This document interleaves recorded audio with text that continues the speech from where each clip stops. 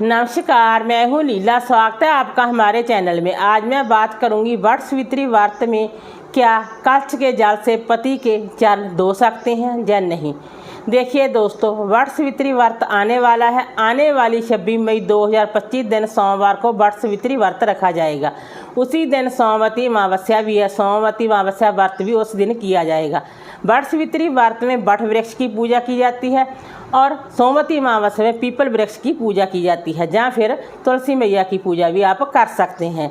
वटसावित्री व्रत और सोमवती अमावस्या का व्रत सुहागन महिलाएं अपने पति की लंबी आयु, अच्छे स्वास्थ्य और उज्ज्वल भविष्य के लिए निर्जला व्रत करती हैं। जब तक पूजा ना करने तब तक उन्होंने कुछ भी खाना पीना नहीं होता। पूजा के बाद वो अपने व्रत को खोल सकती है। यानी कि वटसावित्री व्रत 12 बजे तक किया जाता है। कुछ लोग आधे दिन के लिए व्रत करते हैं, कुछ लोग सारा पूरा दिन व्रत करते हैं और कुछ लोग अगले दिन व्रत का पालन करते हैं।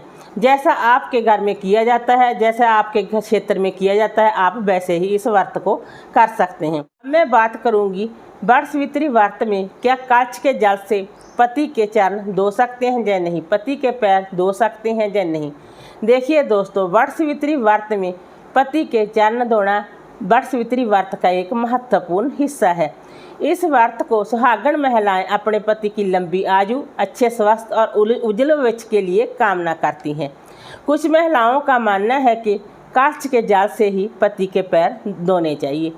ये बिल्कुल गलत है। आपको ऐसा नहीं करना चाहिए, क्योंकि कलश में सभी देवी देवताओं का ध्यान किया जाता है, सभी देवी देवताओं का आह्वान किया जाता है।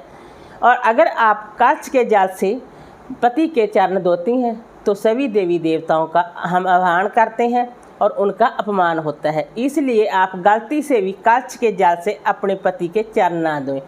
और हाँ, आप अपने घर के जल से आप पति के चरण धो सकती हैं। अगर आपके जहाँ कलश के जल से ही चरण धोए जाते हैं तो आप वैसा भी कर सकते हैं, परंतु आपको कलश के जल से पति के चरण नहीं धोने चाहिए, क्योंकि उन कलश के जल में सभी देवी देवता विराजमान होते हैं। सभी देवी देवताओं का आह्वान किया जाता है और उन सभी का अपमान होता है अगर आप कलश के जल से अपने पति के चरण धोते हैं। अगर हम उसी जल को किसी के चरणों पर डालेंगे, किसी के चरण धोएंगे, तो ये सही नहीं होगा। आप इसका ध्यान रखें। बाकी आपके घर परिवार में, आपके क्षेत्र में जैसे करते हैं आप वैसे कर सकते हैं। वीडियो अच्छा लगा हो तो लाइक कीजिए, शेयर कीजिए, सब्सक्राइब कीजिए। Thanks for watching this video.